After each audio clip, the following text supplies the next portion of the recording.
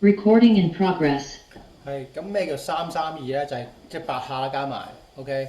咁我譬如得個 G chord 咁計，我就可以1、2、3、4、5、6、7、8。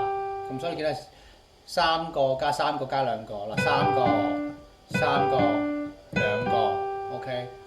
咁所以就可以咁樣啦。咁為之一個巴。咁因為佢而家係 G chord 有2個巴啊嘛，咁所以係2次可以玩2次呢樣嘢。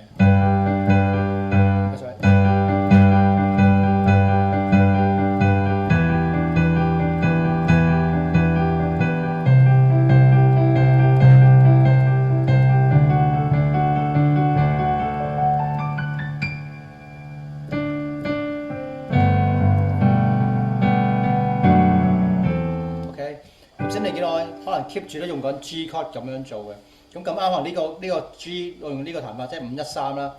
咁擺 E minor 嚟講都可以咁用嘅，因為佢 E minor 嚟講佢就係735，OK。咁可能 C chord 就用得咧，要咁用自己聽一聽啦。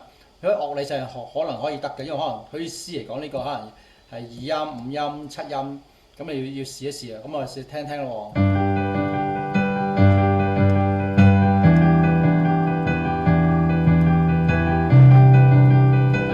即係 C 級都可以嘅，咁所以成日好多時就用耳仔。當你呢個音越重複嘅時候咧，咁佢個味道亦都有喺度嘅，即係唔同玩法。如果每個曲都唔同嘅，咁有另一種味道啦。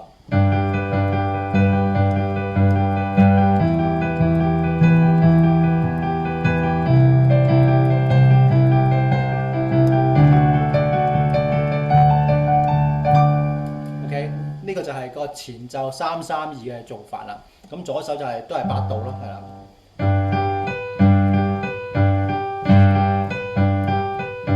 1、2、3、4、5、6、7、8，1、2、3、4、5、6、7、8，1、2、3、4、5、6、7、8，就咁樣嘅做法。